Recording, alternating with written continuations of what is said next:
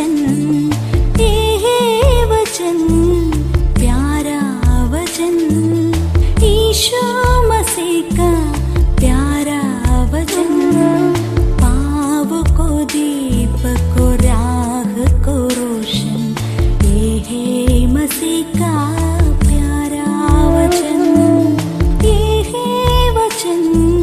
परमेश्वर के धन्य नाम की महिमा हो। प्रभात मन के सत्र 2167 में आप सभी का बहुत ही विनम्रता के साथ स्वागत करता हूँ। आइए हम पढ़ते हैं इब्रानी 13:14, क्योंकि यह हमारा कोई स्थायी नगर नहीं वरन हम एक आने वाले नगर की खोज में है। वर्तमान संसार में यीशु मसीह के कारण दुख उठाने की सौभाग्यता के बारे में हम कल मनन किए थे। प्रारंभ में पढ़ी गई पद में लेखक आगे कह रहा है कि वर्तमान संसार में यदि दुख झेलने पड़ेंगे, हम क्यों निराश होने की आवश्यकता नहीं है। कारण यह है कि यह संसार हमारा स्थायी घर नहीं है। हम यहाँ केवल सीमित समय के लिए ही है। मूसा के लफ्जों में कहूँ तो मात्र 70 या 80 वर्ष के लिए ही।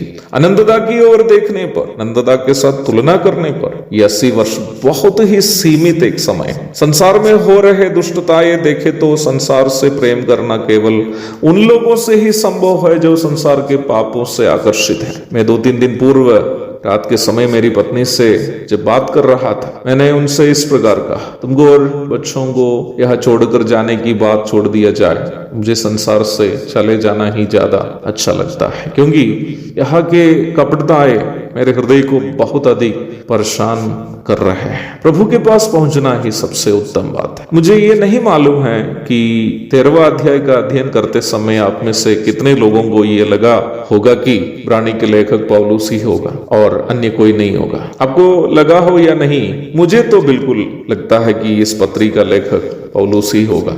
नई धरती और आकाश के बारे में यथावी प्रेरित पत्रस भी अपनी पत्री में बताया ही था, परंतु पौलुस ने जितना हमारी स्वर्गीय आशा के बारे में विश्वासियों को बार बार याद दिलाते रहा, उतना शायद ही कोई अन्य व्यक्ति कहते हुए हम पत्रियों में देखते हैं। प्रेरित पौलुस एक ऐसा व्यक्ति था जो संसार से अलग होकर प्रभु के पास विश्राम पाने का अत्यधिक लालसा करता था। इधर भी मेरा अनुमान यह है कि अपना नाम छिपाकर परंतु पहचान बनाए रखते हुए पौलुस पुनः विश्वासियों को याद दिला रहा है कि क्योंकि यह हमारा कोई स्थायी नगर नहीं है वरन हम एक आने वाला नगर की खोज में है। वो नगर कौन सा है जिसकी हम खोज में है? गलाती 4:26 में उस नगर के बारे में पौलुस इस प्रकार लिखता है, और ऊपर की यरूशलेम स्वतंत्र है और वह हमारी माता है। प्रकाशित वाक्य के अंतिम 2 अध्यायों में नई धरती की राजधानी या यरूशलेम के बारे में यूहन्ना को प्रभु ने दर्शन में